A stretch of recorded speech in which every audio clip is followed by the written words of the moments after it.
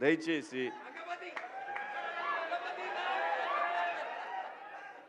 ఇంకో విషయం చెబుతున్నా, అమ్మాయిలు హీరోయిన్లు ఏ బట్టలు పెడితే వేసుకొని పోతే మనమే దరిద్రం అనుభవించాల్సి వస్తమ్మా. ఏమనుకోవద్దు, హీరోయిన్లు అందరూ మీరు అనుకున్నా నాకు పోయేది లేదు, లాగి పీకుతాం మనం, అది వేరే విషయం.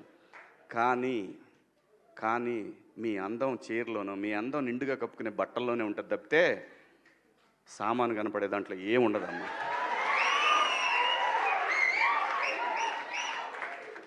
అవి వేసుకున్నంత మాత్రాన చాలామంది చూసినప్పుడు నవ్వుతూ అంటారు, కానీ దేద్రముండ ఎలాంటి బట్టలు ఎందుకు వేసుకుని కాస్త మంచి వేసుకోవచ్చుగా, బాగుంటావు కదా అనాలనిపిస్తుంది లోపల. అనలేము. అంటే మళ్ళీ స్త్రీ స్వాతంత్రం లేదా స్వేచ్ఛ లేదు. స్త్రీ అంటే ప్రకృతి, ఎంత అందంగా ఉంటే అంత గౌరవం పెరిగిద్ది.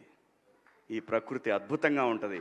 అలాగే స్త్రీ మా అమ్మ చక్కగా ఎప్పటికీ గుండెల్లో కనపడతా ఉంటుంది, ఒక సావిత్రమ్మ కానీ ఒక సౌందర్య కానీ.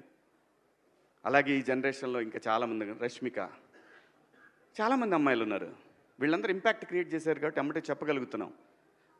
గ్లామర్ అనేది ఒక దశ వరకే ఉండాలా, ఇంతవరకు ఉంటే పర్లా, అది ఇక్కడికి రాకూడదు. నేనేవాళ్ళే కానీ చెప్పడానికి మళ్ళీ అందరు రేపు పొద్దున పెద్ద పెద్ద వాళ్ళంతా బయలుదేరతారు, మాకు స్వేచ్ఛ లేదు. స్వేచ్ఛ అనేది అదృష్టం. ఆ స్వేచ్ఛని కోల్పోవద్దు. మన గౌరవం ఎప్పుడు పెరుగుద్దంటే మన వేష భాషల నుంచే మన గౌరవం పెరిగిద్ది. అందులో ప్రపంచ వేదికల మీదైనా సరే చీర కట్టుకున్న వాళ్ళకే విశ్వసుందర కిరీటాలు వచ్చినాయి. Thank you so much.